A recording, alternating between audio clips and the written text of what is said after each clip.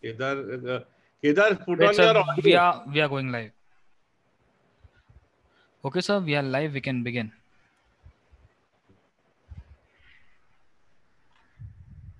Okay. Hello, welcome everyone for this doc mode series of webinars initiated by ISAR. Today we have with us eminent speaker Dr. Rushikesh Pai, who is the medical director of Bloom IVF Group. He is the administrator of Foxy Manyata Initiative. He is a past secretary of ISAR IIGN MOGS. He is also a past Secretary General, Vice President, Deputy Secretary General, Treasurer of Foxy.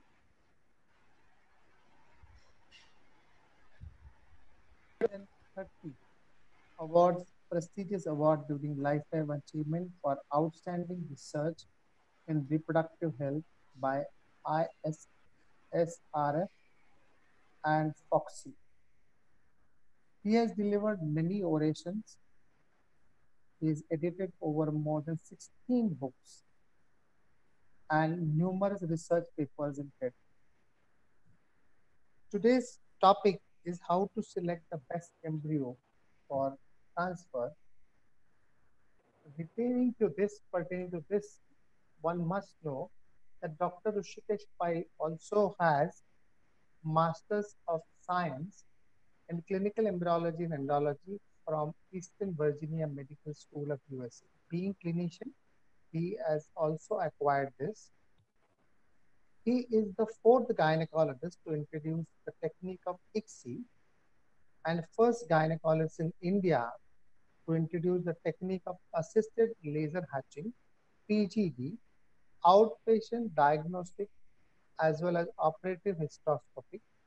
This is something very interesting. Spindle view visualization, the chromosomal spindle during the ICSI procedure, oocyte freezing, ovarian tissue freezing in young women suffering from cancer, and IMSI. So I think here is Dr. Rushikesh Pai. Sir, you can start the lecture. Thank you, Kedar, for a very good introduction. Can I can't move the slide, Tejas. Yeah, so just Yes, give a click on the screen, sir. Okay.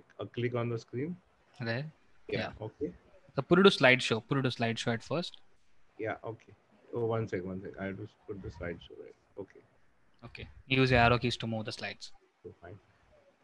So if you look at the historic perspective, it was what in 1953 when Watson and Crick and Wilkins and Franklin discovered the double helix DNA, and unfortunately Franklin died in 1958, and the Nobel was given in 1962. So it was only given to Watson, Crick, and Wilkins.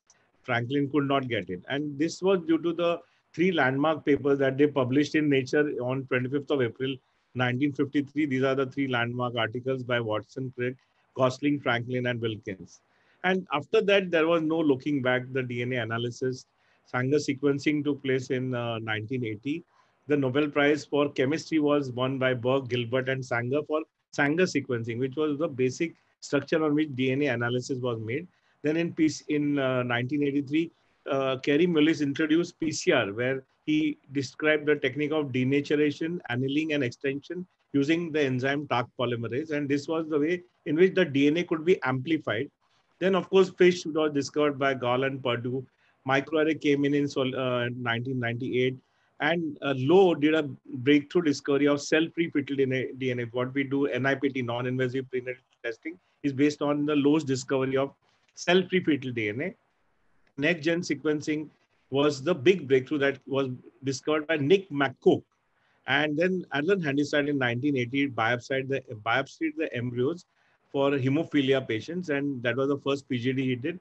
Marcus introduced laser hatching. This was a big breakthrough because before that we used to do the PGD by opening the zona by mechanical method or by acid tyrrhode solution. But Marcus brought in the laser in 1996. I remember me and Dr. Firoza introduced laser hatching more or less at the same time in 1998 in Mumbai.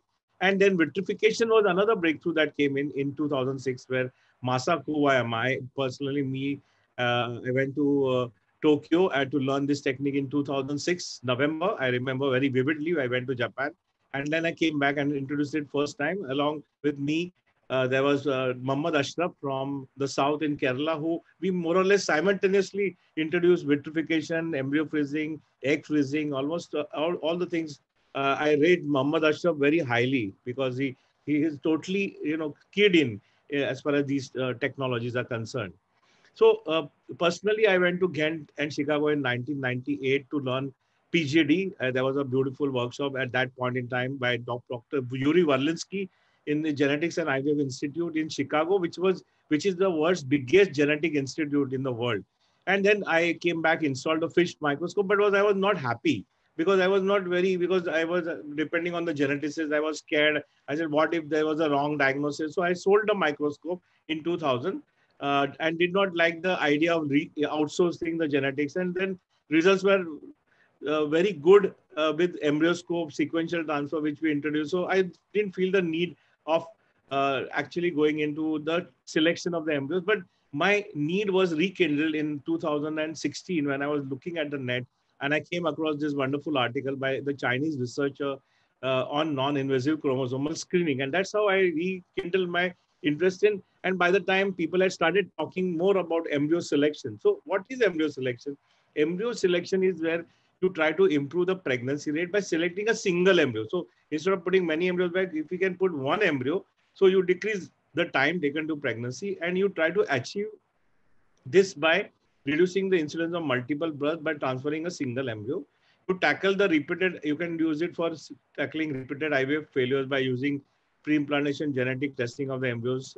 Then you can do recurrent abortion treatment. You can also do focus testing of embryos for genetic disease. And you can enable, in the future, we will also be able to enable embryo correction by using the CRISPR technology.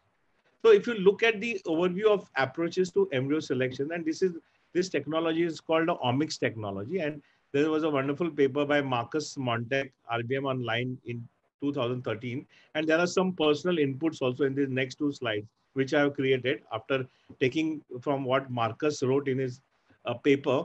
So the most common selection is the morphological selection, wherein we do non-invasive testing, which is proven. It has its limitations.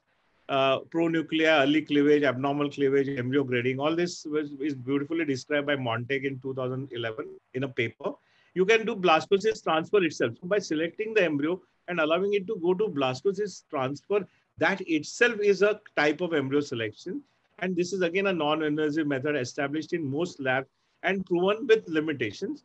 Then, of course, came the time-lapse technology, which was introduced by Marcus in 2012. At that same point in time, because I'm crazy about equipment, me and Dr. Nandita, my partner, we both bought the time-lapse. Actually, it was the first machine we bought in the whole of Asia. Not even the Japanese had that machine at that point in time. And then, of course, these technologies are now joined by artificial intelligence and deep learning. Then there was the PGTA, pre-implantation genetic testing. It's invasive and it was introduced first as a polar body biopsy, then came the blastomia biopsy, and finally came the trophectoderm biopsy by Yang et al. In 2012.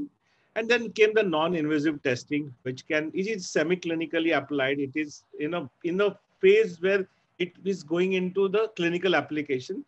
And normally you can do the testing in spent culture media, or you can do it in blastocell cavity. You can aspirate the blastocell cavity fluid and analyze it as well.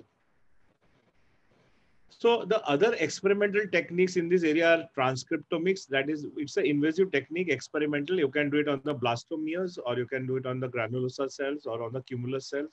You can do proteomic analysis of proteins which are there in the culture media or in the embryo, which is using non-invasive. It is again experimental.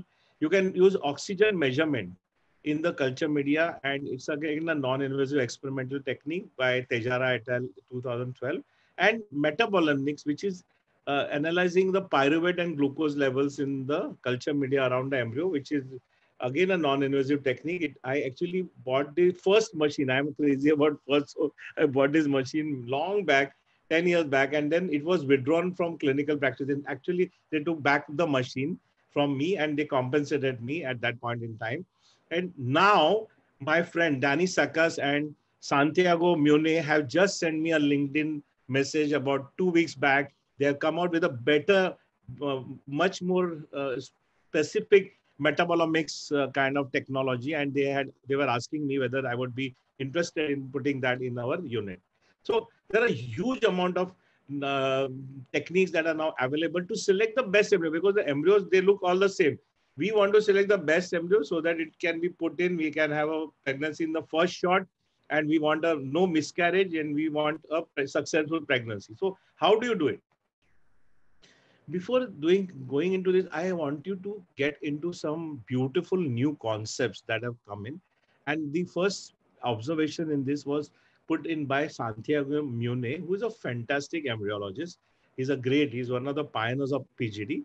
And in human reproduction in 2017, in his article, he showed that using donor eggs as a control population, he demonstrated that the rates of resulting embryo euploidy differ between IVF centers. So I got 4 centers, different IVF centers will have different rates of euploidy. And that started setting what is the cause of aneuploidy or euploid embryos. So these can be divided into 4 parts. So aneuploidy embryos, there are 2 things that can contribute to aneuploidy embryo. One is the mother and father's eggs and sperms may be abnormal. And when the fertilization takes place, they may transmit aneuploidy. And this is called meiotic division contribution. So contribution by meiotic division, and this is based on the quality of the eggs. Less, older age group will have bad eggs, low AMH people, good. So this can be tackled by giving good supplements to the patient, antioxidants. You can do better quite of stimulation protocols. And it also depends on a lot of etiology.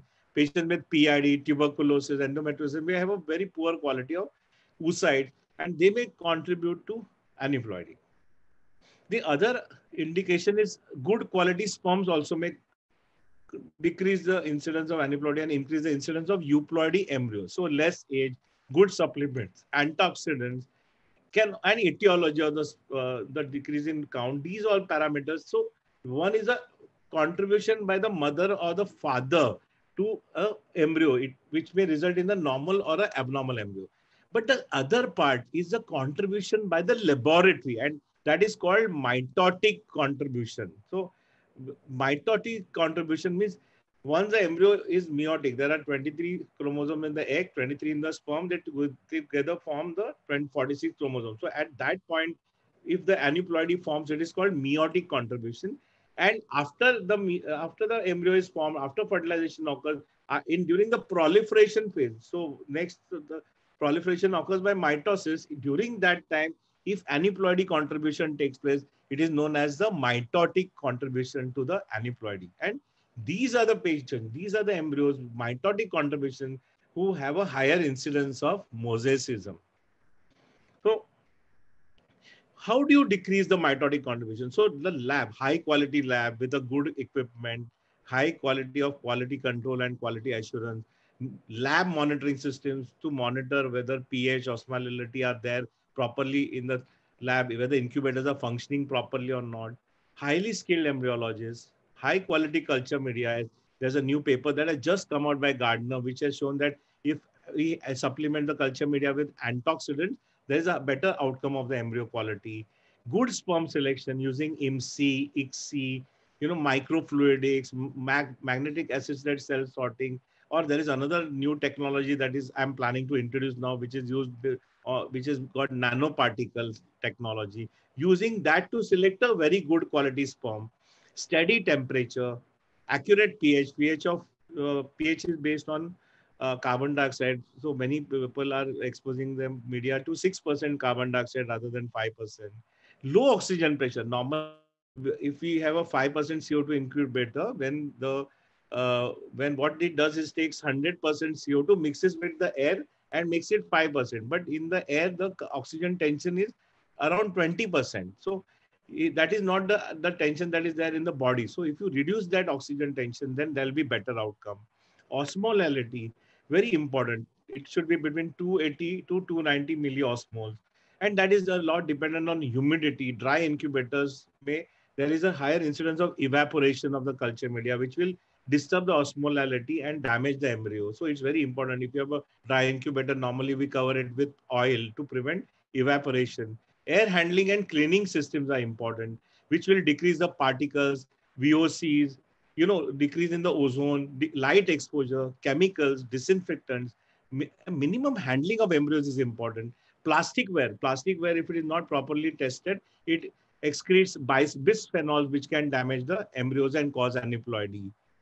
So all these can cause aneuploidy also. So during the mitotic process, if you don't have a good lab, there is a new paper that's an InSight study, which I'll tell you about.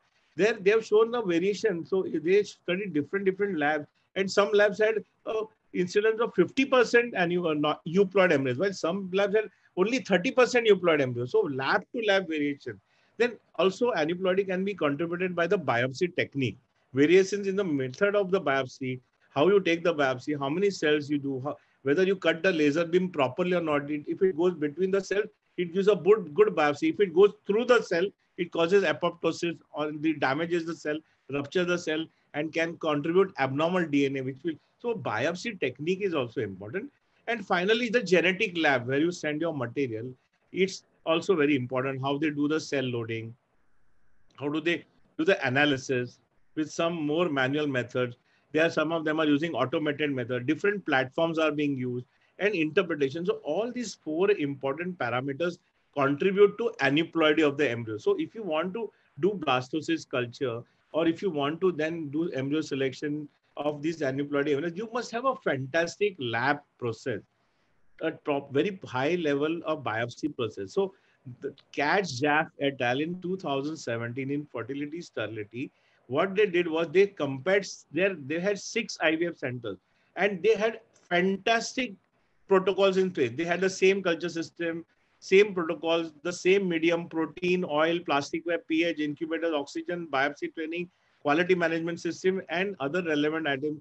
And all of them are same. And because of that, there was no difference in the rate of mosaicism, and which was less than 3% of the total mosaic. So look, because of the standardization of the system, they could achieve constancy in the aneuploidy rates in all their labs. And this is what I am pointing out, that if you want to go to the next level, you need to have very high quality lab work. So coming to the actual morphologically, that's a traditional, you see the morphology and you can say, Acha, this is a good embryo, this is a bad embryo. This has been there with us for a long time. But as I told you, allowing embryo to develop to blastocyst itself is a method of embryo selection. And more or less, just last 6 months back, I was fortunate enough to visit Oxford, and Dr. Tim Child has a fantastic lab in Oxford. And we were discussing, and he said, Dr. Pai, I have totally shifted to blastocyst culture in my lab. I don't do any cleavage stage embryo. I said, sir, what about those some patients who may not develop blastocyst? He said, if it's around 5-6% nowadays, and if it happens, it happens. It is going to anyway happen. She's not going to achieve pregnancy anyway. So, the many labs, including ours, we are in the final transition phase, but in some time now, we would go for the single blastocyst transfer as a standard method in the first try for our patients. So there are many advantages of blastocyst culture. It activates the embryonic genome. There's synchronization between the blastocyst and the endometrium. Because of 5 days exposure of progesterone, there is decrease in the reverse peristalsis. There's decrease in cervical mucus, increase in endometrial thickness, decrease in multiple pregnancy rate. You can select the blast. So, there's something called blastocyst utilization rate. Means what?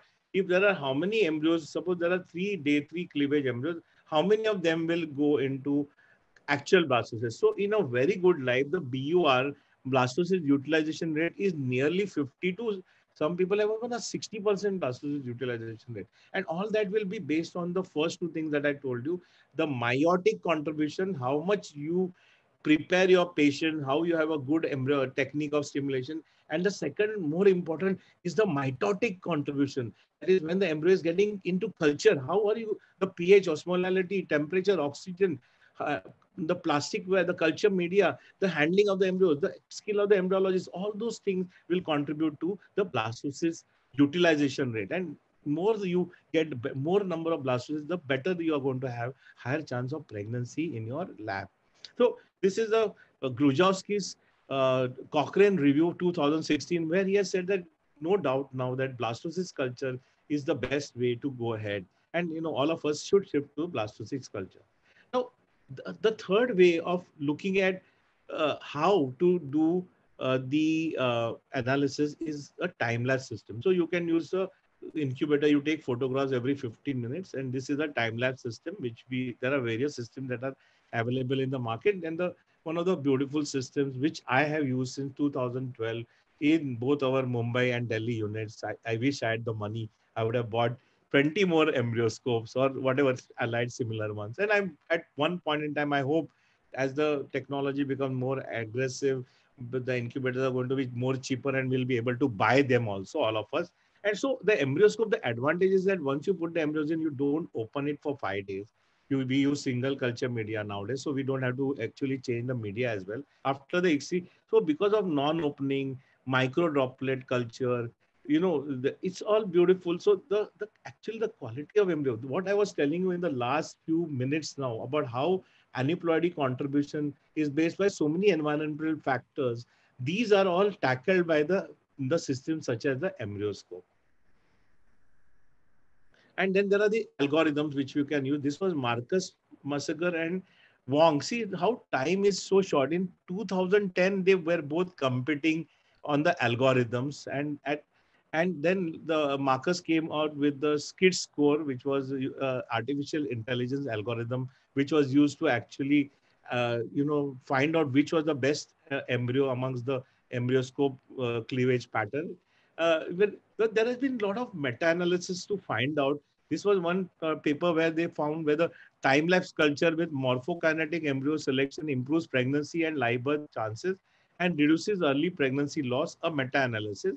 And they concluded that although time-lapse is shown to significantly improve overall clinical outcome, further high-quality evidence is needed before universal conclusion can be drawn. And then, of course, there was this Cochrane meta-analysis by Farquhar et al., which showed that there is still insufficient evidence of differences in live birth, miscarriage, stillbirth, or clinical pregnancy to choose between time lapse with or without embryo selection software and conventional incubation. So, can time lapse parameters predict embryoploidy? So, is there a way of looking at the various parameters of time lapse? When did the cleavage occur? When did the pronuclei come in? When was the T2, T3, T5 cleavage pattern? And this comprehensive review of the literature demonstrates that the morphokinetic parameters should not as yet be used as a surrogate for PGS to determine chromosomal status of the pre-implantation embryo. So you can't really predict based on the time lapse. You can tell, okay, this embryo is really good, but you can't predict the euploidy status of an embryo based on the time lapse picture. And that's where the new thing came in. And that was the time, what is known as deep learning. So artificial intelligence has got different layers of this thing. And there is something called, the computer has something called the neural network. So if you feed in the computer with thousands of videos, they have got multiple parameters, which if your human eye can't make out. They look at the videos through those multiple parameters, and they have a neural network. Like our brain, they have got our brain and a network. Similarly, computers have a deep learning neural network. And these networks, in fact, some of these networks are available on the net free of charge. You can also download those networks, and you can also do your artificial learning in your own lab as well and do a study. So these are like some of them, like Androids, are freely available.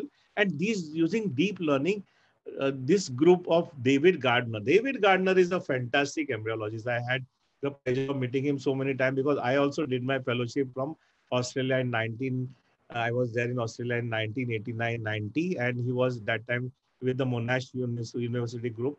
So he's a great embryologist. He devised the blastocyst culture when he was in Colorado, and at present he's teaching in, I think, back in Australia. And he, along with the Virtus Corporation and the Vitro Life, they bought in a new company called Harrison AI, which was an artificial intelligence company. And together they formed this algorithm using the deep neural networks. And it is known as a IV-based artificial intelligence organism, which assesses the enormous amount of time-lapse imaging data taken over 10 minutes. And it has taught itself to identify embryos with the greatest likelihood of developing a fetal heart by allocating each embryo an embryo score. And this first babies have been born through deep learning using a time-lapse technology.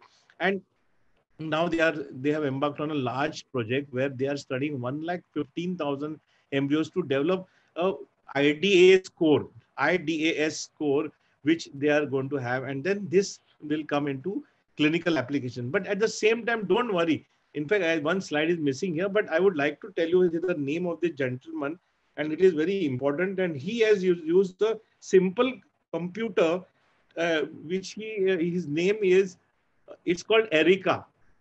So this Erica is the full form of Erica is embryo ranking intelligent classification algorithm, Erica. And it's very simple. So what he has done is that he has an inverted microscope with a Huffman modulation contrast optics and a high definition camera, and he takes the photograph of the blastocyst just before he transfers it. And then he has gone to the internet, downloaded the artificial learning, which is freely available. Some of the artificial learning deep neural network programs are freely available on the net. And based on that, he has produced an algorithm. And I had met him about 6 months back in New York when I was attending one of the conferences. Nowadays, with COVID, you can't appoint. But that time I had a lot of interaction with him. And he devised his own algorithm, and 80% euploid rate he can predict. So by looking at the one single picture of the blastocyst just before transfer, he can predict 80% that this blastocyst will give a good pregnancy, and not only that, a decreased miscarriage rate and an improvement. So instead of the high fancy deep learning which I told you about, you can also have a simple method of doing it. So this is as far as the non-invasive methods are concerned. Now coming to the invasive method of pre-implantation genetic testing. So what is PGT? PGT, initially it was known as PGD. And as I told you, when I was interested in PGD in 1998, I went to Chicago to learn it. But somehow I never have, because there were two things missing at that time from the PGT technique. One thing was that it was you had to mechanically open the zona to do the biopsy or use an acid thyroid solution. But during that time, laser hatching had just arrived and I just bought the machine. So I was okay with that. But it was still not accurate and it was having limitation of chromosomes. So I'll tell you about it. So coming to the definition of PGT, pre-implantation genetic testing can be done for two reasons. One is it can be done for monogenic disorder patients like thalassemia, sickle cell anemia, spinal muscular dystrophy. All these patients, you can Fragile X syndrome. So they are single monogenic disorders. So you can take the biopsy and analyze the cell for monogenic abnormality. And based on that abnormality, you can do analysis and say, okay, this embryo is normal, this embryo is abnormal, etc. The other method is to do aneuploidy screening, that you screen for aneuploidy, that is trisomy of chromosome 18, 21 mainly. And this is known as PGTA for PGT for aneuploidy screening. And this is done in patients with advanced maternal age, patients with repeated IVF failures, patients experiencing repeated abortions. And many people are nowadays going for, they say, doctor, we want to do testing before, we don't want to have an abnormal child. So patients with no known cause and having normal karyotypes are also now coming for PGT. And the third type of PGT is known as PGT-SR. And this is done for PGT for structural rearrangements, and that is known as PGT-SR. So these are the three indications. As far as PGT with monogenic disorder, with single gene defect, which is known as PGT-M is concerned, you can do it for autosomal dominant disorders, autosomal recessive disorders, X-linked disorders, HLA typing, plus a monogenic disorder, HLA typing, and mitochondrial disorders as well. So as I told you, PGTA, aneuploidy, is indications are advanced maternal age, more than 35. Some people take it at 37, 38, but generally more than 35 is considered advanced maternal age. Repeated implantation failures, normally defined as more than or equal to IVF failure. Recurrent miscarriage, again defined more than equal to 2 miscarriages. Previous aneuploidy conception, trisomic, severe male factor infertility. These are few add-on indications that have come in recent time because patients with low sperm count may have a higher incidence of abnormal embryos. So many of those patients are asking for a PGT analysis and patient requests. I told you a lot of people are coming and saying, no, we want to have a single child. We want the best for the child. We want least amount of miscarriage. We want a child without aneuploidy. We don't want to do abortion. So they just want to have, and we want a single embryo transfer. We don't want multiple pregnancies. So this demand is going to go up and up and up. And in 5 years from now, all of us IVF people have to do some kind of embryo selection in offering it to our patients. So if you look at the PGT biopsy technique, the original one was polar body biopsy, which is not done much, but you can do blastomere biopsy, which is done at day 3, or you can do a trophectoderm biopsy. The advantage of trophectoderm biopsy is that by the time blastocyst is formed, the trophectoderm normally contributes to the placenta and the inner cell mass contributes to the actual child. So if you take a biopsy from the outside, then there is no problem. But there is a problem in which that if the inner cell mass, that is the mosaicism problem. So with the blastomere, because we are taking from the two cells, right, the mosaicism is not as much as with the trophectoderm biopsy, where the inner cell mass may be normal and the outer cell, the trophectoderm may have the abnormal embryo, abnormal cell. So that's the problem with the trophectoderm biopsy. So normally what we do, but as the evolution took place, I told you 2 major breakthroughs occurred. One was the laser hatching, which we could do easily, cut the zona and do the biopsy. And the second technique that came in was the vitrification, which came in 2006. And because of that vitrification, these two things combined together to get us the trophectoderm. Because when you do a trophectoderm biopsy, you have to freeze the blastocyst, then wait for the report. And after that, after 2 months, we can do the transfer. And with that also came the idea that freeze-all idea came in, that anyway, when we do a frozen embryo transfer, the pregnancy rate is higher because we artificially prepare the environment. So all the things clicked together, came together to give us the modern day PGT-A. And when you did the biopsy, you had to analyze the cells. So the first way the cells were analyzed was in 2007, as you can see in this slide. This 2007, the FISH technique came in, but it could do only 5 to 12 chromosome analysis. And so it did not cover the entire chromosome set. And then in 2008, this was replaced by CGH microarray, which is a fabulous technique, very simple to do, very easy. And thousands of embryos in US, Europe, Australia, and some also groups in India now have started doing it as a routine technique. But then came the breakthrough, and that came in 2013. I told you Nick McCook had done the NGS breakthrough in 2008. However, it came into introduction. He introduced it. We introduced it to the routine work, and this was done by Nathan Treff. He had a paper evaluation of targeted next-gen sequencing-based pre-implantation genetic diagnosis of monogenic disease. And that Treff had this first paper in 2013, and Zhang et al. Also biology reproduction in 2013 presented a paper on massive parallel sequencing for chromosomal abnormality testing in trophectoderm cells of human blastocysts.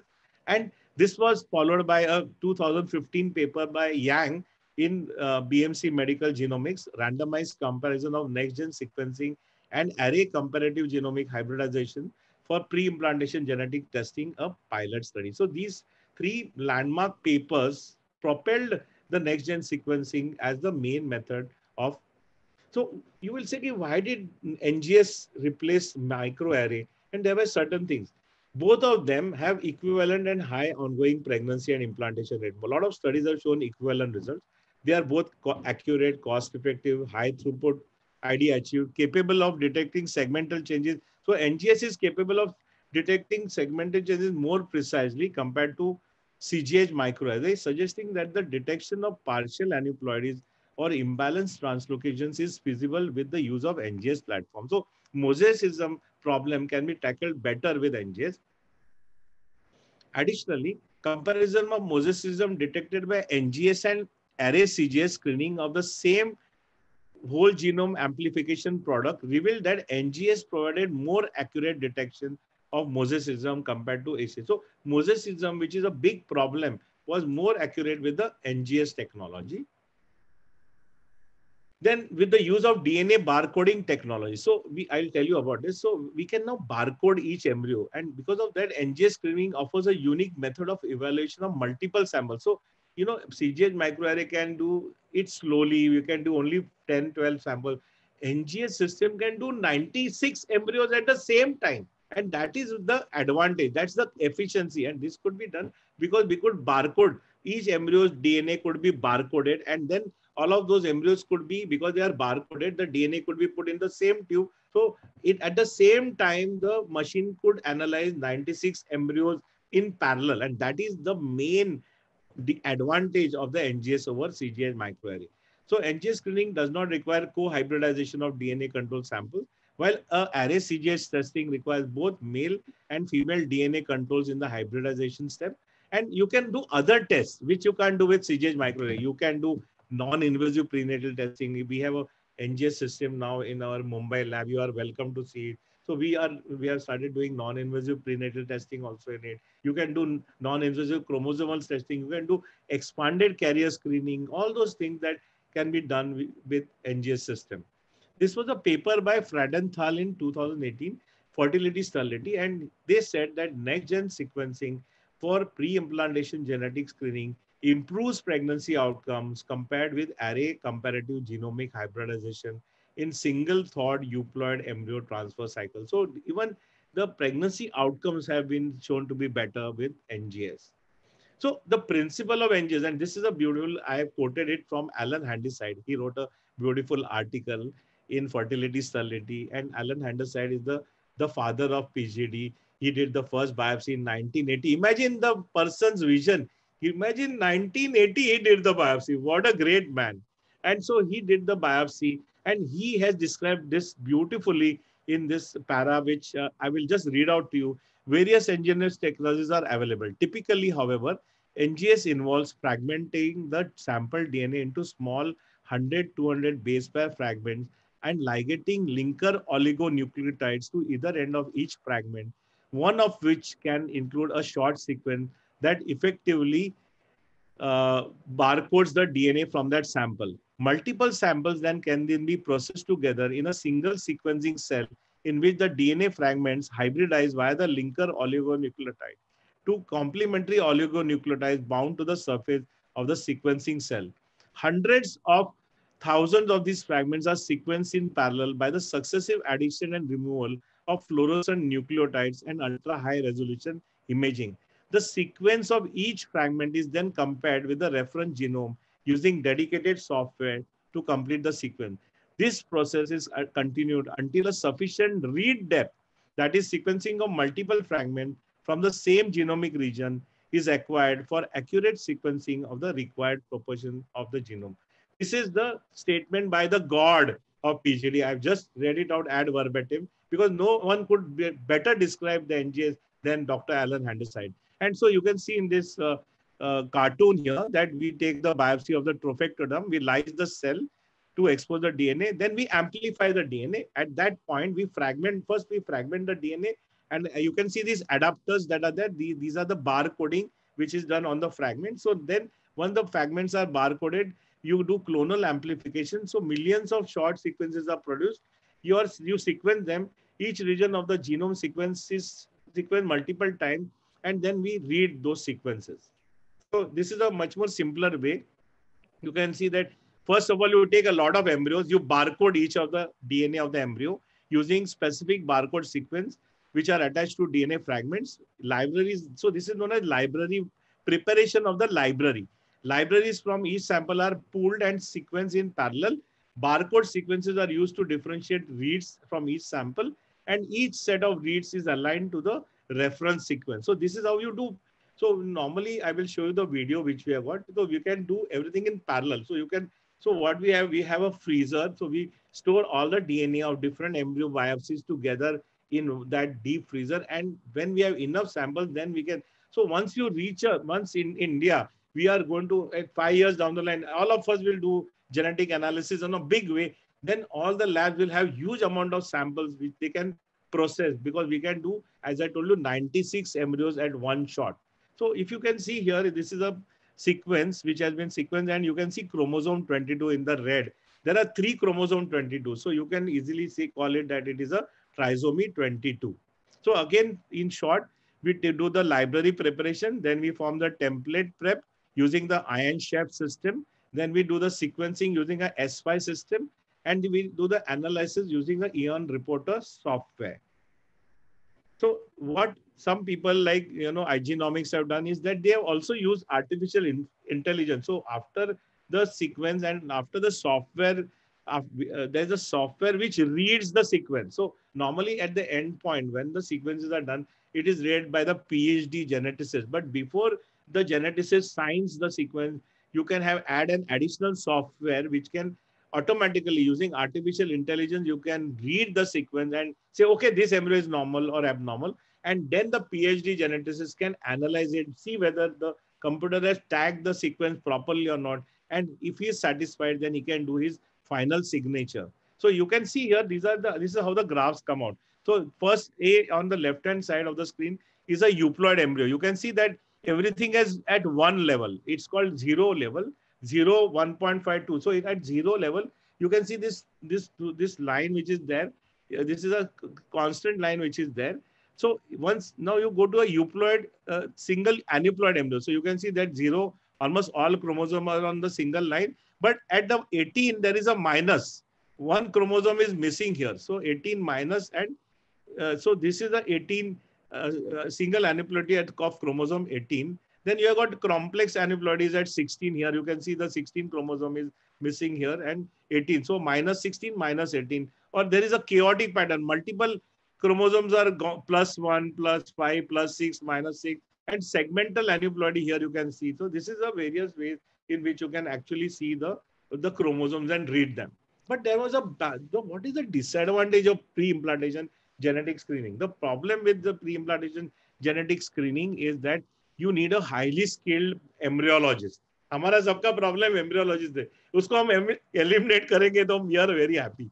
So this, no, sorry, we are all very dependent on our embryologists. We love them. I'm just joking. But if you can biopsy or require skill, it is costly. You need a big micro manipulator, and it can, there are a lot of people who say if you do a biopsy, it may influence developmental potential in the future.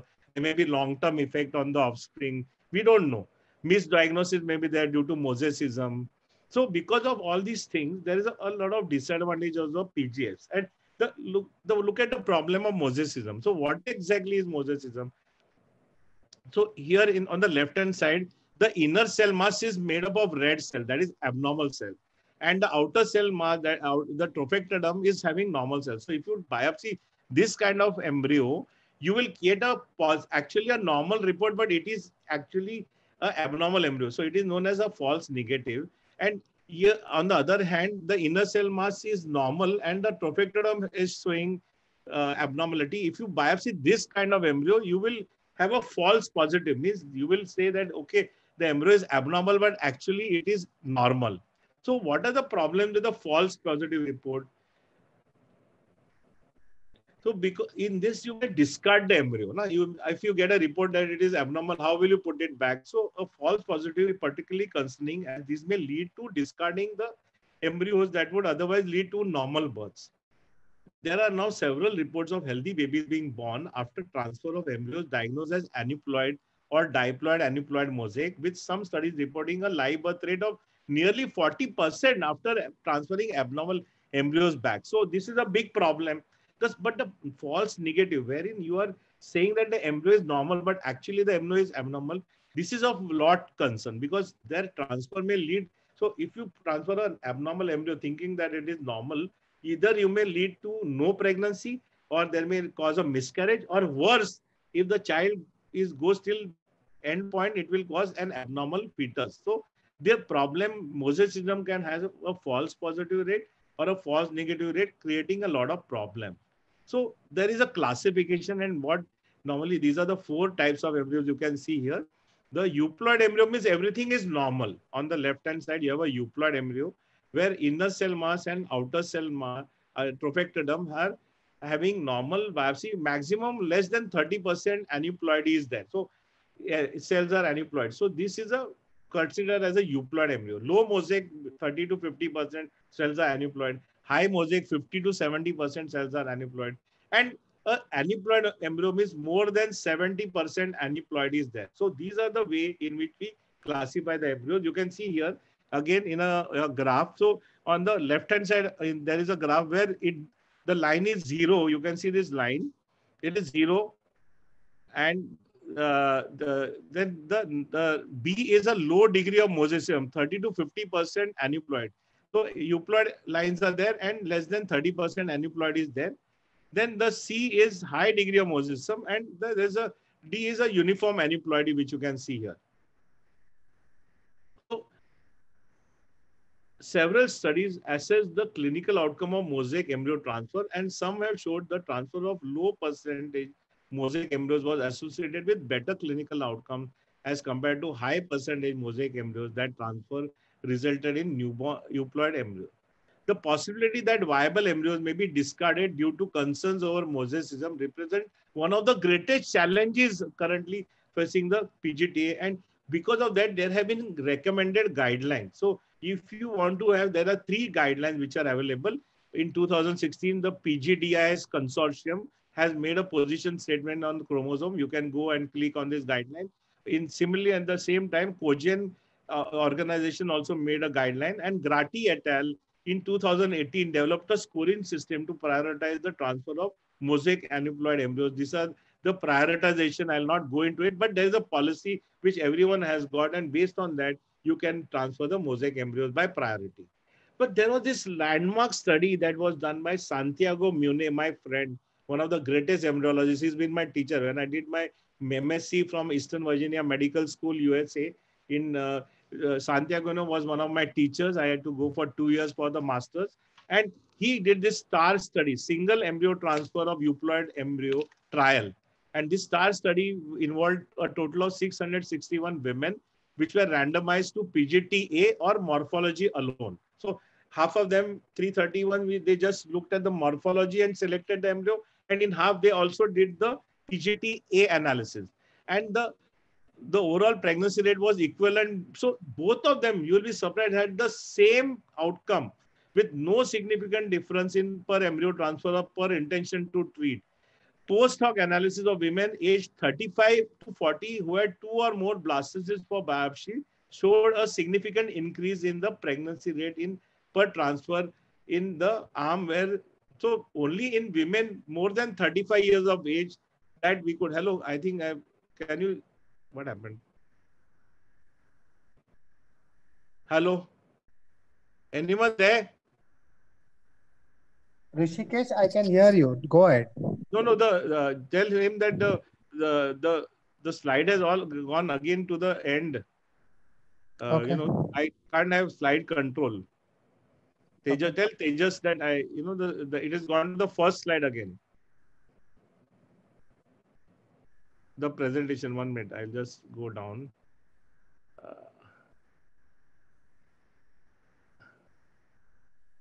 One minute.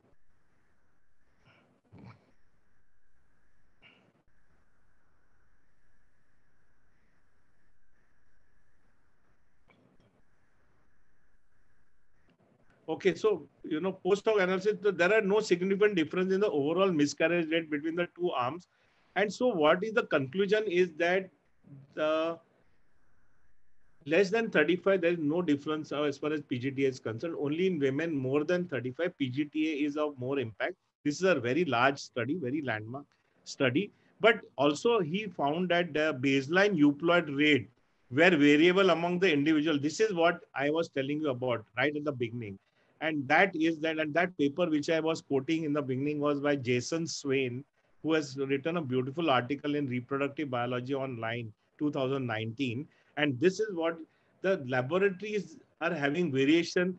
Range is 30 to 60%. Imagine some laboratories have only 30% euploid embryos, while some laboratories have a 60% incidence of euploid embryos. Variability in clinical and laboratory practices as part of the trial may have contributed to the lack of overall significance in the study, according to him.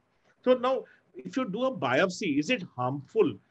It's based on equipment and skill, and that's why biopsy may also influence developmental potential. The accuracy of diagnosis increases along with the increase in the trophectoderm cell number biopsied and reaches to the highest when the number is more than 6. So, but if you take out more cells, you are going to damage the embryo. So this is the problem with biopsies. You need a huge amount of skill. Otherwise, you will get a good report, but you may have damaged the embryo. Its implantation potential may have gone down.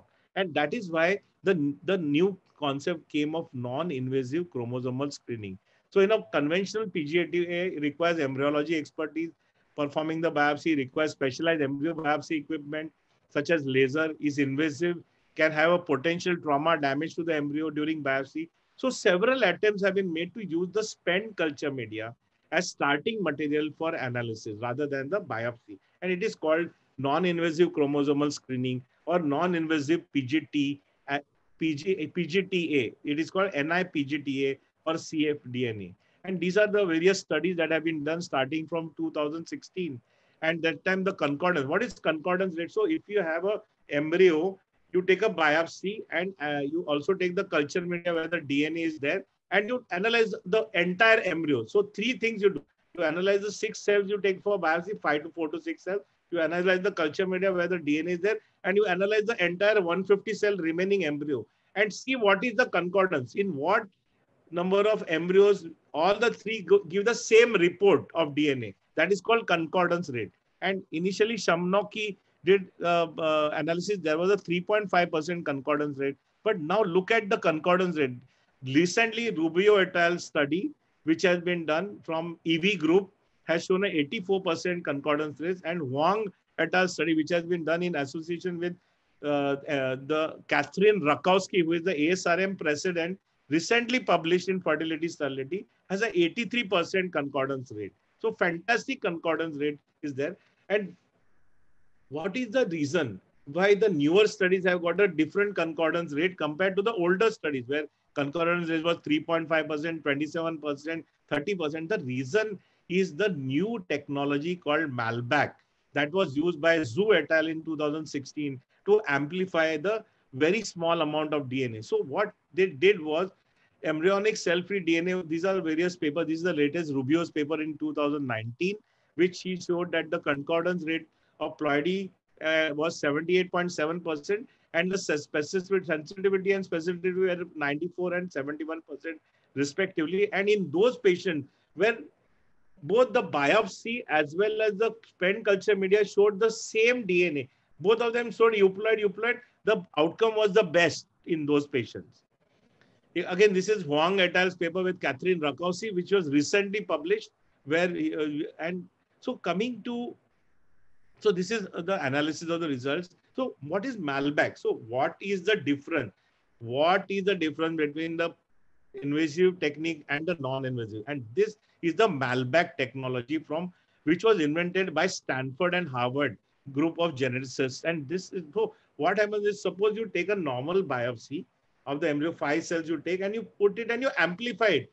It will amplify. But if you have a very small DNA, like a DNA that has leaked in the culture media, it is very small. If you try to amplify it straight away using a PCR machine, sometimes abnormal DNA can get amplified and you may get a wrong result. So in order to see that the whole proper DNA gets amplified, you use in the first 5 cycles of amplification, you use this multiple annealing and loop-based amplification cycle technology. So 5 cycles, the amplification is done in such a way that it is a linear amplification. In a normal PCR cycle, amplification is exponential.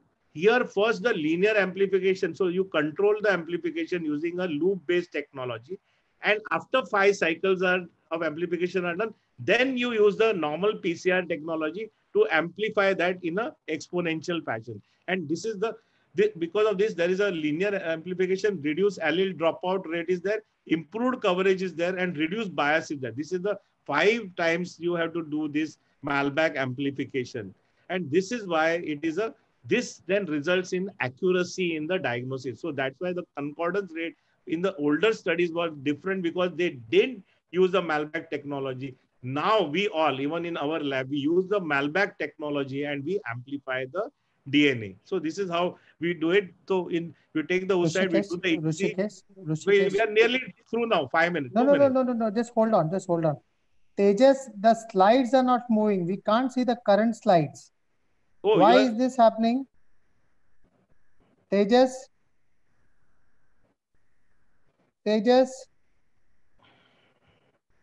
Hello? Did you see the Malbec slide? No, we have not seen. Okay, I'll just go backward. We have not seen it.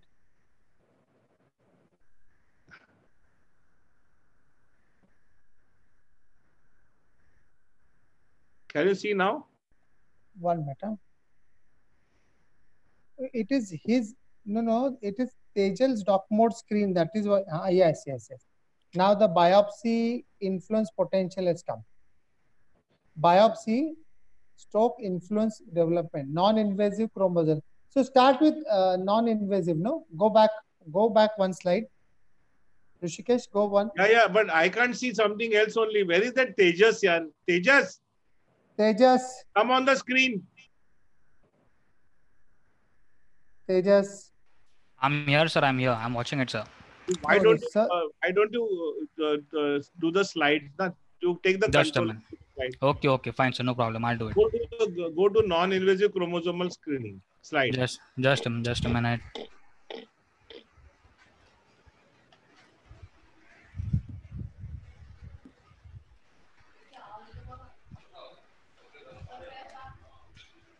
Right.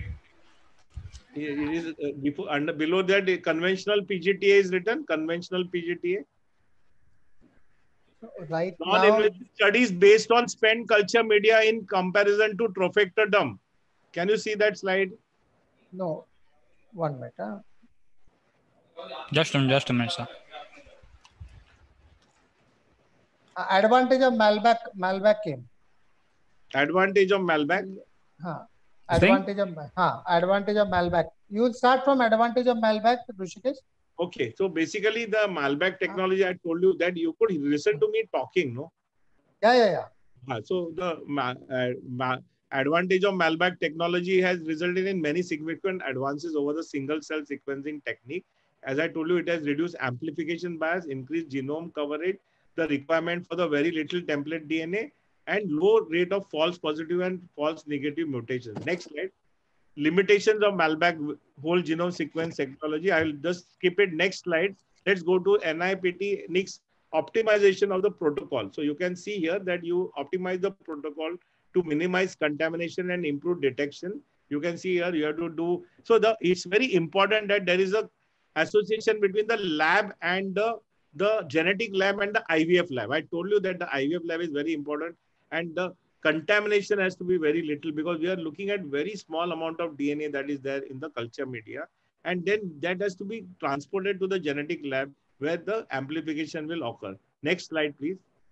So this is the NICS workflow. Can you see the NICS workflow, Kedar? It is now NIP, GTA and NICS, optimization of protocol. No, you go to the NICS workflow. There is a diagram. Tell him to forward it. Forward. NICS workflow, oocyte, ICSI, day 5, day 6. Yes. It has come. Yeah, NICS workflow. Yeah. NICS workflow. So oocyte, you take the oocyte, you do the micro injection. Then on day 3, it's very important to dissect the cumulus cells out, because if the cumulus contamination occurs, then maternal amplification will take place. So the dissection step is very important. On day 3, what we do is we put the embryo in a different culture droplet, and this is where we modify the technique. We do give cut with the laser beam so that the zona is breached, so that there's a higher incidence of leakage of the DNA into the surrounding media. We culture this till day 5, blastocyst. As soon as day 5, we take out the blastocyst without touching the media. This is very important because the DNA is leaked in. So without touching very small amount of media, we take out the embryo, and we will do, either we'll do a biopsy of the embryo and then freeze it, so that we want to do concordant studies, or we will do straight away, we'll freeze the embryo. And that remaining media we collect, and we then use a Malbag technology to do the first step, followed by the next sample preparation and next gen sequencing. And then we do the result. Next slide. Tejas, next slide. That's the last slide, I think, sir. So this is the media. This is the black side is there. That's a video playing. Is it playing? No. Come 1 minute. 1 minute. Rishikesh, wait. Is the video playing? No, na? No, sir. No, sir. Okay. So we'll skip the video. So then come to the next slide. Introduction of NICS development procedure of test. There's a diagram. Can you see the diagram? Yes, yes. So as I told you, oocyte retrieval, ICSI, day 3 to day 5 culture. Then you do the amplification. Next slide. So this is the study which we did. You can see this number of patients 14 and 28. So we have done PGS patients 14 and NICS patient. NICS is non-invasive patient 28. We totally did 32 PGS biopsy, actual biopsies. And in 70 patients, we did both biopsy as well as we did the analysis of the spent culture media. And you can see here the next slide, please. Next slide.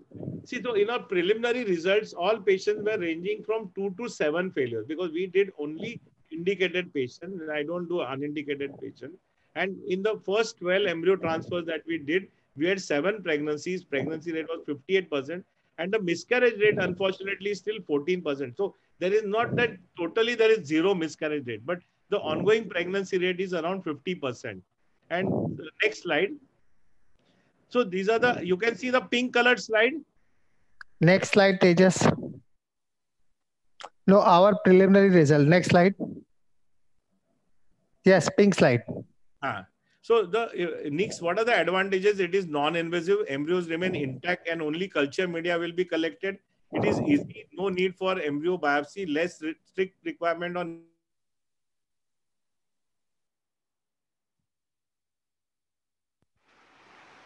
potential is very important. So you understand that what we are doing is we are not actually testing the genetics only. We are also testing the implantation potential of the embryo. Next slide, please. Then, of course, we have, as I told you, there's a lot of studies going on metabolomics, where we are analyzing the pyruvate and the glucose level in the culture media. So this metabolomics is a still, but now the new metabolic studies have come, the new machines have come, and this may be one of the future ways in which we can select the embryo. Next slide. You can see here that by looking at the uptake and production of lactate, pyruvate, glucose, we can actually find out. This was the landmark paper by Danny Sakas and Dave Gardner. They are all friends and they are top embryologists. In 2005, imagine that time they did the study. Next slide. And then we also have proteomics analysis. As you can see here, this is a new technology where you can analyze the proteomics levels in the culture media and predict the embryo outcome. Next slide. So we come to the last slide, that is the conclusion slide. And what are the conclusions? Blastocyst culture may be the preferred way forward for all cases.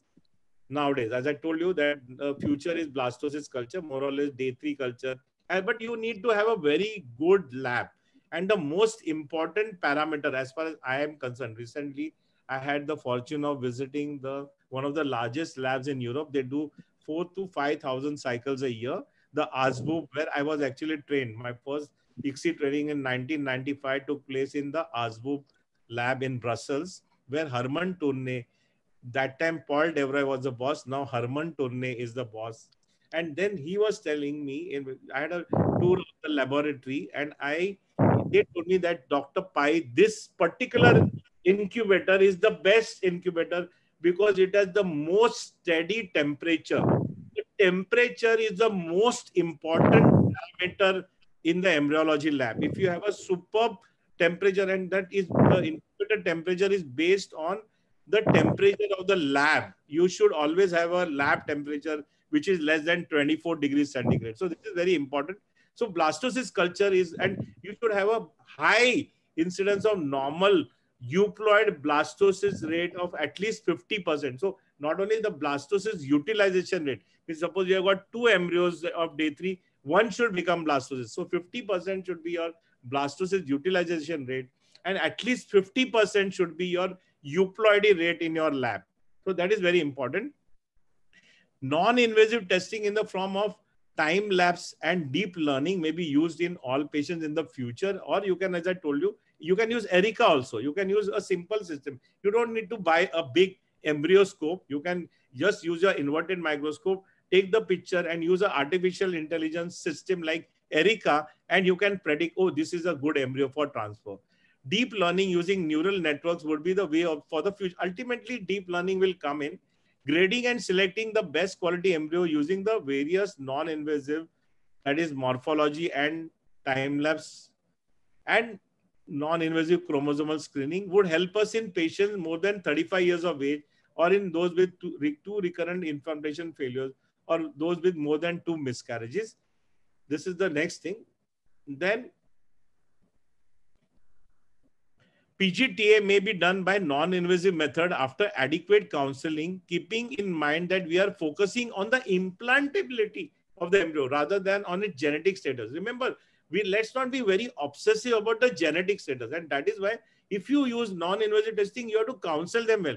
We have modified our consent forms also. We tell them that this is not as accurate as a invasive method of PGT actual biopsy. But I say, but biopsy can damage the embryo also. I ask them, what kind of technique you want? Do you want a less accurate technique, but less damaging as compared to a more accurate technique, but more damage? They all say, no. We want a non-invasive technique. We don't want a PGT. We don't want, because remember that most of us have I have a successful IVF practice without doing PGT, as we all consider this just as an add-on. How many of us have done PGT? Tell me, frankly, no one. But we have given thousands and thousands of babies. So it is better to have a non-invasive, safe technique with a concordance rate of 80%.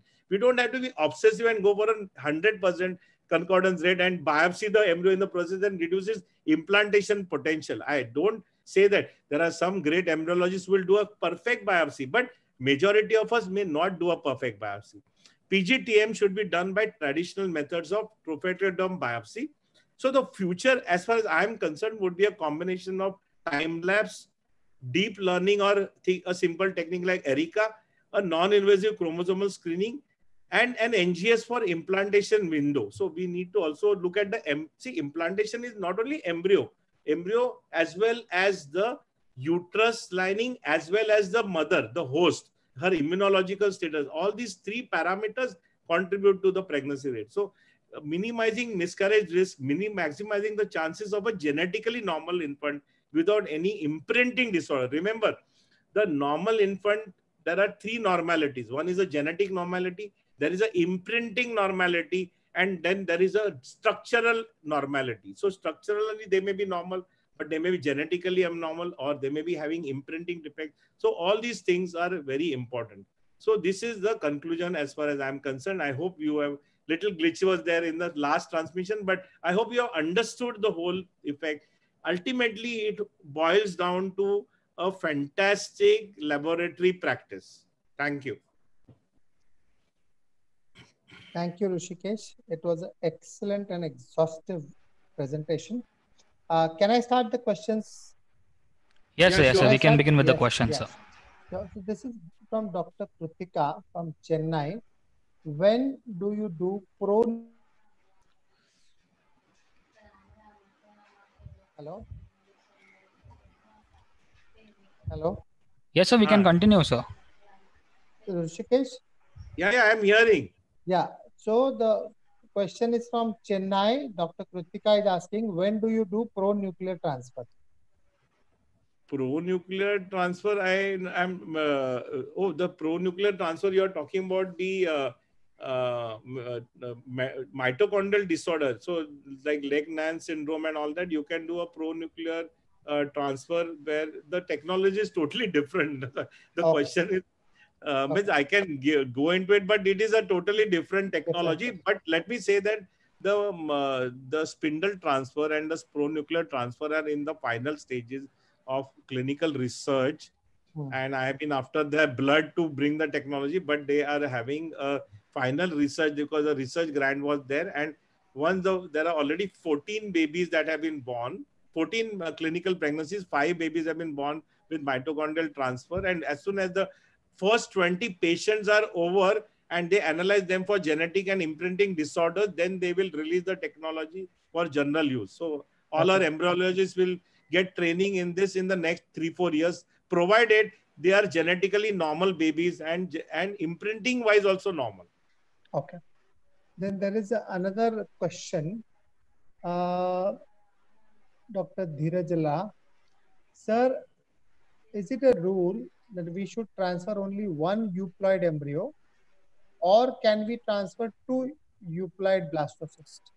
You can transfer, but you know what I was telling you, that first transfer should be single euploid. So now when I go back, when after post-COVID, I've already discussed with my group. So what we are going to do is first transfer will be single euploid transfer. Single embryo euploid. We'll test it and transfer. Second transfer, you can do double transfer. Because yes, she has failed already once. So I personally feel that if she is failed, you are justified in giving her a 25% chance of a multiple pregnancy. But 3 transfers of embryo should be told. Because actually if you transfer one blastocyst, you are actually transferring 2 day 3 embryos. Because I told you that the blastocyst utilization rate is 2:1 in a good lab. Okay, now there is Dr. Meghashri from Nanded.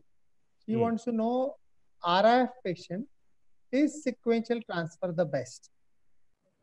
She's asking whether you do sequential transfer or you do day 3 or day 5. What is your protocol? Yeah, so basically, we are the pioneers of sequential transfer. One of the pioneers. Of course, the paper was there from Lutardi and all that on sequential transfer. But see, basically what happens is sequential transfer has a lot of advantages. You can get to do the embryo transfer twice. That is number one. You do it wrongly one time, you can do it. Secondly, if you do one embryo on day 3 and 1 or 2 blastocysts on day 5, in a recurrent, I'm talking about 3 failures, 5 failures. Recently, I had done a patient with 11 failures from Norway. Patient had failed in Norway, Denmark, Sweden, and UK, and came to us. He had undergone 7 TISA, and we did a micro TISA and gave the pregnancy. On the 11th transfer, we did it. So when we are doing this, so what we do is we do a day 3 and a day 5 transfer. So one thing is you do a double transfer. Second thing is that there is something called an implantation window. But technically speaking, if you want to cover the implantation window, you would do a 1 day 3 blastocyst frozen thaw blastocyst transfer and a 1 day 5 blastocyst transfer. Because in 20%, what is the theory of the Igenomics and the EV group, that there is a advancement of the endometrium in certain patients and there is a delay in certain patients. So I was just thinking 2 days back in the morning that if I get a patient of recurrent failure, I will do a blastocyst, 1 blast on day 3 and 1 on day 5. And if she fails, next transfer will be 1 blast on day 5 and 1 blast on day 7. Because I will cover the implantation window, because pregnancy is made up of 2 parts. One is the embryo and the second is the endometrium. And there is a third part, that is the maternal host. All these, your immunology, etc. comes in the third part. She has to be healthy. She has to have a good iron level, good calcium level, good overall mineral level in her body, have a reduction in the infection level in her body, have a good lactobacillus load in her endometrium. So all those parameters also are contributing to implantation. It's just not the genetic status of the embryo. It is the 3 parts that are together contributing. And the 4th part is a very good person like you who is doing the embryo transfer. The skill of the transfer is also contributing. So absolutely, the sequential transfer covers a lot of these parameters, and that's why we get a lot of pregnancy. So actually, I'm very now that I'm shifting to single euploid blastocyst transfer, I'm getting jittery because my sequential transfer is to give me good result. So what I have decided, first time I do the transfer, it will be euploid. I'll do non-invasive testing of the embryo, and we are going to open this for everyone now. If you come to me with your fluid, I will give you the report also. So first embryo will be non-invasive testing of the embryo and single transfers. If she fails, the second transfer will be a double transfer, a day 3 and a day 5 transfer. Okay. Now, so Kedar, what I'm doing nowadays, so what I do is, suppose there are enough embryos, I'll do 2 embryos, I'll freeze on day 3 and keep. Remaining, we are culturing till day 5, doing the non-invasive testing of the embryos, those who are then freezing the blastocysts. So first time we'll do one blastocyst thaw and transfer. If not, then second time we'll thaw one day 3 and one day 5 and transfer. Okay. So from Sarita Sukija from Nairobi, the question is, when laser shot is applied, she's in Nairobi. Laser shot is applied and biopsy is taken, and we freeze the embryo for FET later. The freezing media can go inside and cause damage to the embryo. Do you have any study for that? No, it doesn't cause any damage, because so many thousands of babies have been born by this technique of trophectoderm biopsy and blastocyst freezing and then transfer. Nearly, I would say, in fact, one unit in USA has done 15,000 such transfers. So I don't think there is any damage because of the vitrification technique. There is no damage to the embryos with the biopsy. No. In fact, you know what was Lisa Rakowski's paper, Huang et al. And Lisa Rakowski, what they did was they took the blastocyst on day 5. They did the biopsy of the blastocyst and they froze the embryos. After that, they thawed the embryos again and they cultured them from day 5 to day 6. And then that spent cultured media was analyzed for DNA, and then they analyzed the whole embryos. So, it's okay to do all these things. Okay, there's one more question from Dr. Sarita.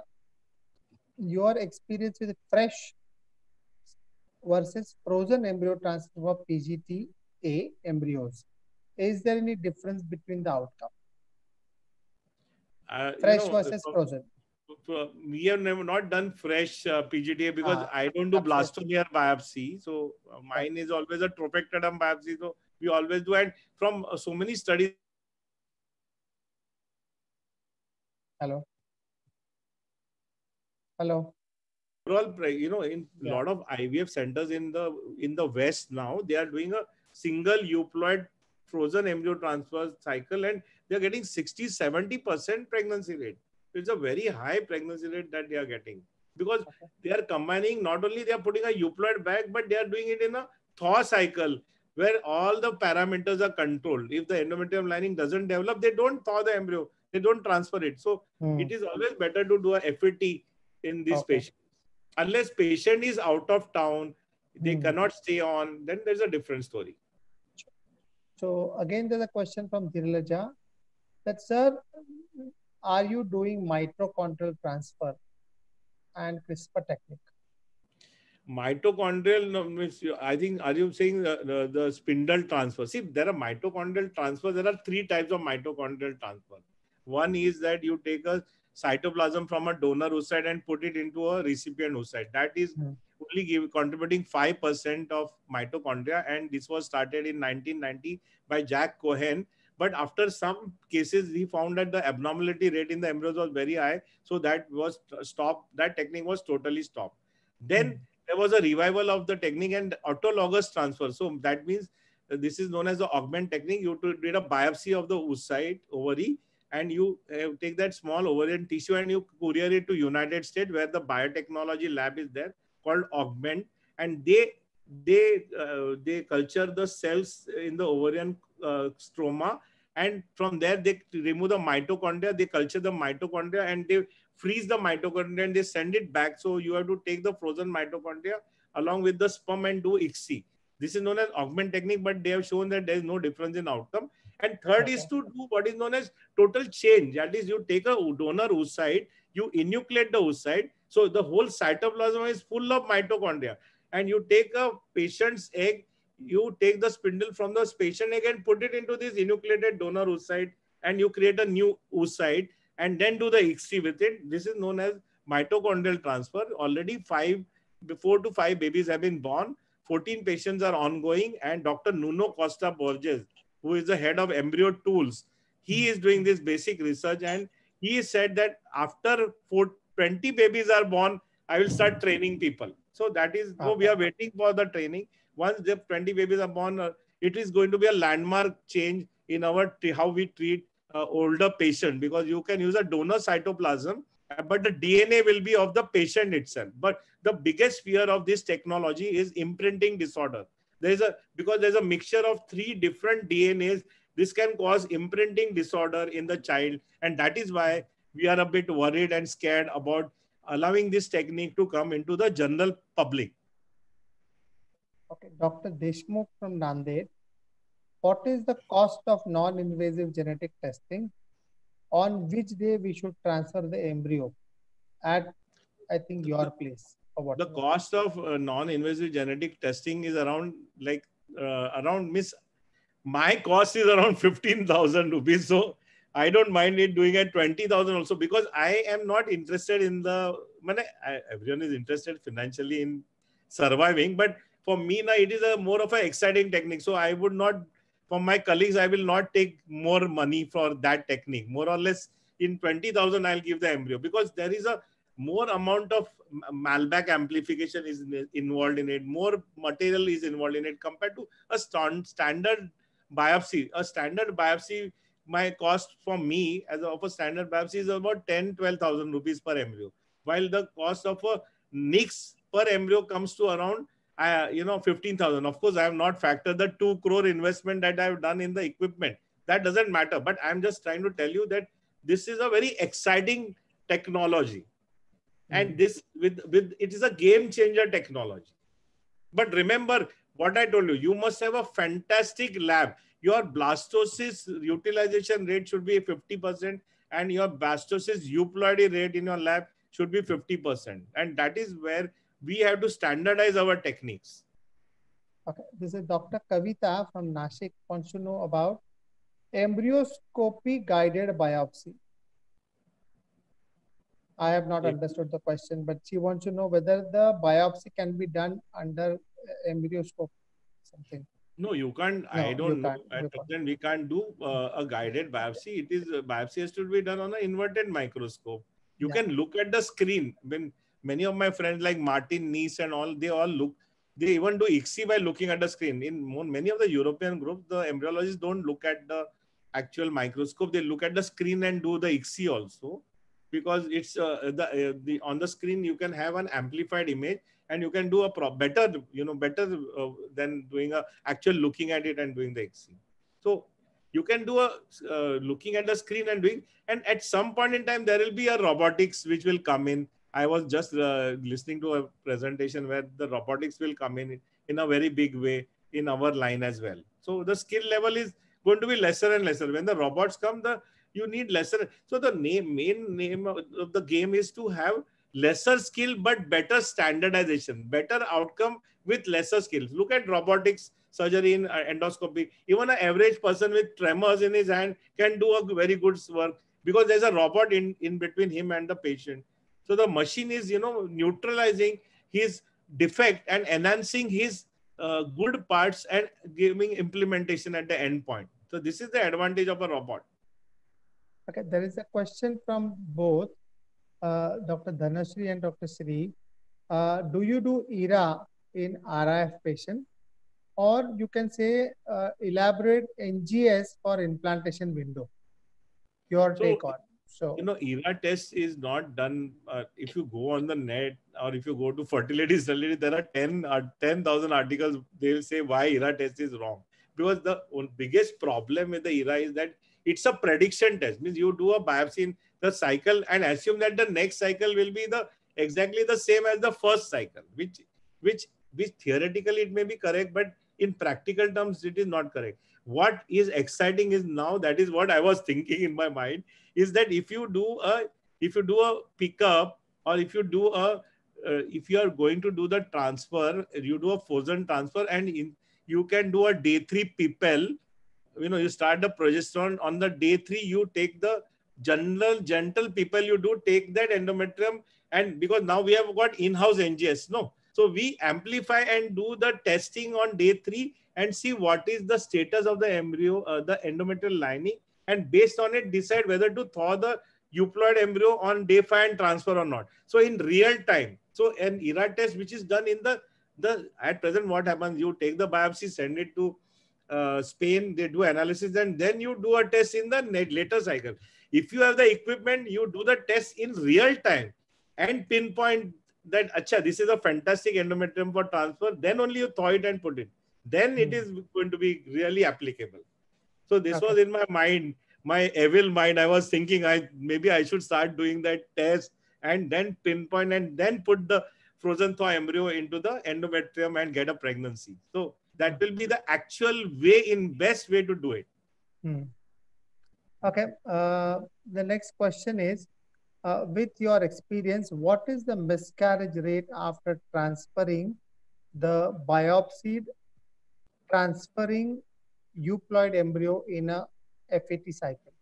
The INSIGHT trial, which is the STAR trial, 2019 of Santiago Munay, has shown the miscarriage rate of 10% in both the arms, in morphological as well as the biopsy arm.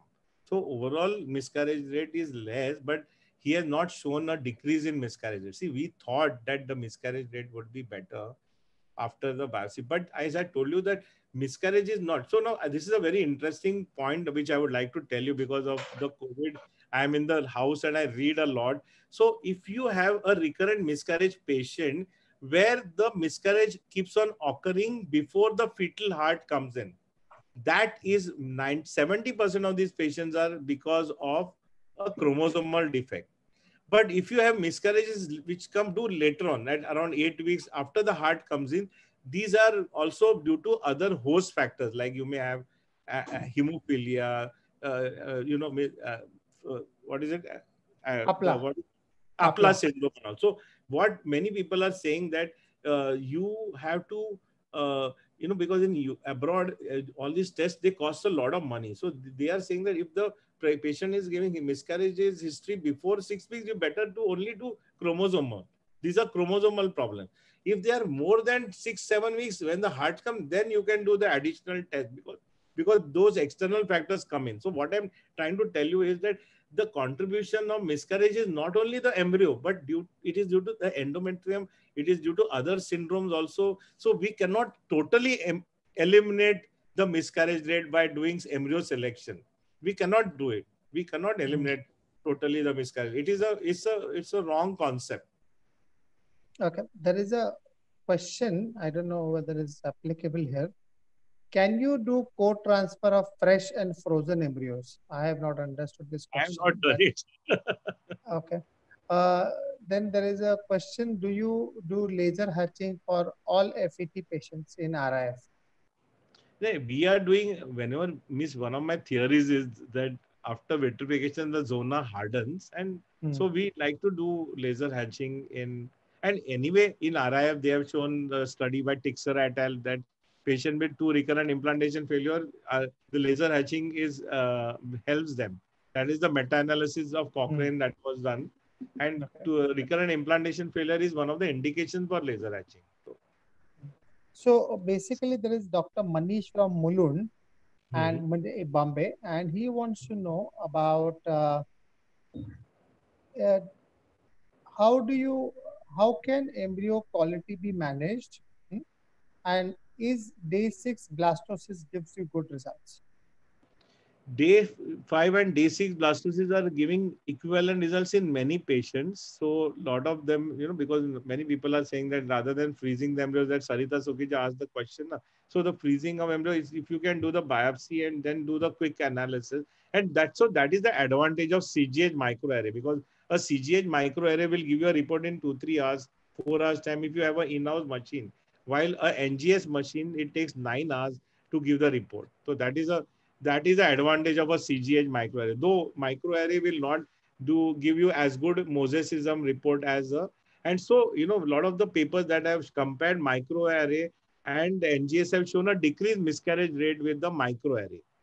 The microarray has shown a decreased miscarriage rate compared to the the NGS has shown decreased miscarriage rate because it can detect mosaicism and it can detect aneuploidy better than the microarray. There is one Aradhana Gupta, okay, and she has written, "Sir, you are a fantastic mentor." Okay, so thank you. Do you advise testing all embryos for PGTA, or you do morphological selection first, especially in a poor responder when already number is less?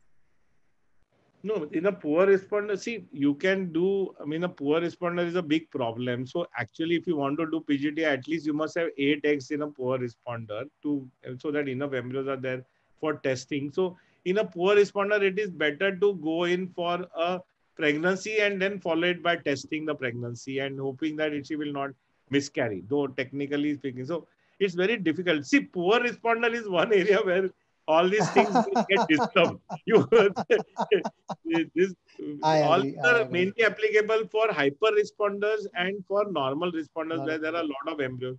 Poor responder, and at the same time, as I told you, that I also am of the opinion that there is some internal correction of the embryos within the Hmm. body also. I feel there may be migration of abnormal cells from the inner cell mass to the trophectoderm as the embryo is growing on in the inside. So it's very difficult because, as I told you, there's many papers. There's a paper by Greco et al.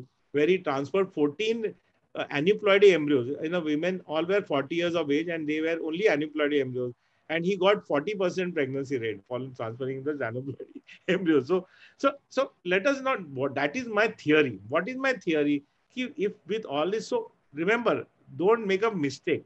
Monogenic disorder, where we are talking about thalassemia, sickle cell anemia, muscular dystrophy, has to be biopsy. We have not reached an accuracy level in the non-invasive testing. They have to be biopsy. We are talking about aneuploidy screening and talking about how to reduce the time taken to pregnancy and how to give a single pregnancy rather than multiple Multiple pregnancy pregnancy. with reduction. Remember, don't First, confuse the issue. first class. So there is a question, how many times in PGD this trophectoderm biopsy shows false positive and false negative? So I think false negative you showed 40%, right? Yeah, yeah, So means false the range positive. is there. The range is there. False positive and negative. The range is quite a lot. I will just Okay. go back to this thing. Acha, and then this in NICS you said that after you culture the embryo on day 3, correct? So Uh-huh. you separate the cumulus cells and take out the embryo, right? Or Right. I have not understood that. No, So no. So what we well, do now, that in huh, NICS, what we do is the hmm, culture has to start from day 3 onwards. So the okay, original papers where they froze the embryos, they thawed them on day 3, and from day 3 to day 5 you culture them. The DNA leakage takes place, and hmm, then you collect take the blastocysts out and collect the culture media and do the analysis. What we do okay, is that we from day 3 we first, it's very important to remove the cumulus cell. If the okay, cumulus that's it. cell is there, then it will contaminate, no? So Absolutely, you have absolutely. to dissect it very well. So Okay. that is why also, no, many people who are doing PGD, they do micro injection, because many times the sperm, if you do IVF, many of Hmm, these sperms are attached to the zona. So when you are hmm. doing the biopsy, you may take a sperm and amplify the sperm also. So, Understood. Very nice. So uh, now tell me something about your embryologist training, because so because you are so well trained and so well knowledge about embryology. I think how did you go about developing this particular thing? What was the timeline? How did you develop so well in your laboratory? So, I was very interested because I was Dr. Indira Hinduja's houseman and then registrar. And, we were very interested. And I was, Vela means, I didn't know what to do. I was not so much, interested in obstetrics, and I was quite unhappy with my life. So, I said, okay, acha. So, I said, okay, let me do IVF. So there was one Dr. Arif Umswa and Ratnam. They had a beautiful lab in Singapore. So they had done the first workshop in Chennai, and they all came there. It was in 1989, and I forget the name of the same lady. She had called them, and I met them, and then I wrote. Then after that, they said, "You come to Singapore and all. There's no problem." So I wrote to many centers all over the world, and I got invitation to do fellowship for 3 centers. One was Eastern Virginia Medical School in USA. Then I got a invitation from Dr. R.J. Norman. His boss was there in Adelaide. And third invitation I got from Royal Women's Hospital, Dr. Johnston. And then after a lot of this thing debate, I said, let me go to Melbourne. And that's where beautiful, today now the Melbourne lab, my immediate boss is Lyndon Hale. He is now the biggest guy in the world in IVF. Lyndon Hale, he is the director of Virtus Corporation IVF Group, which has bought over all the IVF labs in Australia, more or less, nearly many of them. So Lyndon was my immediate boss. He taught me how to say thanks to people. I never used to say thanks. He said, no, Richie, every time. So they had a lovely group of embryologists, and Australians are very friendly. And we were rotated as research fellows. We were rotated for one month into the IVF lab. So that was my first training, and they taught us very well. Then I went to do the training of ICSI in Azbub. After that, I went to Ghent for 1 month. In Ghent, I was trained by a Russian called Dmitry Dordostev in micro manipulation and ICSI. I can actually make the micro tools myself also. After that, I went to Chicago. I went to University College Hospital, London, and trained with Joyce Harper. And that time, Alpesh Doshi, who is now the embryologist, who is quite famous nowadays. He was a junior, and with him, I learned how to do embryo biopsy in the University College Hospital. Then I went to Chicago and learned the pre-implantation genetic. That was a day. On the second day, unfortunately, on the second day, I got a renal colic attack. And I could not complete my training of PGD. And that was a game changer, because I never, when I came back and I bought the PGD equipment, I never was happy, because my training had got disturbed in that point in time. And in a way, I was very happy, because now is the right time to enter PGD. See, in embryology, it is very important to enter things at the right time. So my advice to all clinicians is that you must know embryology. See, the clinician is the most important part. We are the infertility specialists. Embryologists are also very important, but they are our assistant. They are not our equals. Let us be very clear about it. You as a clinician should guide them, nurture them, but they have to look up to you. There is a lot of people nowadays whose embryologists think that they are equal to clinician. They cannot be. Infertility is not IVF. Infertility has a huge, only 10% of infertility needs IVF. Okay, so infertility is a larger group of the whole thing. So the respect has to be given to the clinicians. The clinicians spend a lot of time, and they are the important. And then they have got nurses, they have got embryologists, they have got technicians, they have got admin people. Together they form the infertility unit. But the mother or the father of the IVF or infertility group has to be a clinician. Remember that. So I would like to tell all clinicians that you must know how to do embryology. You must know all the basics. You don't have to do embryology, but you must know how to do it, so that when you are troubleshooting, suppose there is something in the lab, you should be aware what is going wrong where. It's very important. And that's how you develop the sixth sense. So which I have. I have a sixth sense. I have done a huge amount of work in the labs. I have a sixth sense. When I came back from Australia, I was the 7th in India, 3rd in India to start the ICSI. I bought the ICSI machine, and 3rd in India to start ICSI in India. I remember many people, even Dr. Kochar from Delhi had phoned me and said, Rishi, tell me, ये ICSI नया तूने चालू किया है वो क्या है? Dr. Avinash Fadnas from Pune had come to me in Opera House to see my ICSI machine. अरे ऋषि मेरे को आके देखना है, तूने ICSI लिया है वो क्या है? He's such a great big infertility specialist. But yes, I have been a pioneer in all, and I love to buy equipment. I like to be, the first, it's not the money part, it's just the excitement. It's the, ये होता है ना, नशा है. It's a nasha for me. It's a passion for me. Thank you very much, Rishi. I think I covered all the questions, and this session has been very, very enlightening. On behalf of Team ISAR 2021, we would like to thank you for such a fantastic lecture. And we will be in touch with you again. If there are any more questions, Kedar, I would like to thank you, Dr. Prakash Trivedi, our dynamic president, you, our dynamic secretary. You are doing a great job, and I hope that ISAR, we already cost a lot, for I think 3.5, 4.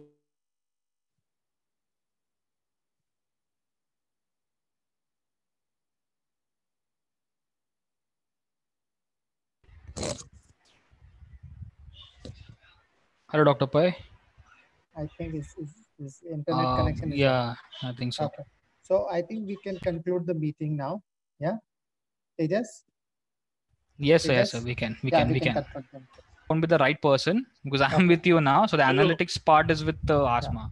हाँ ठीक है, चलो मैं निकल जाता हूँ.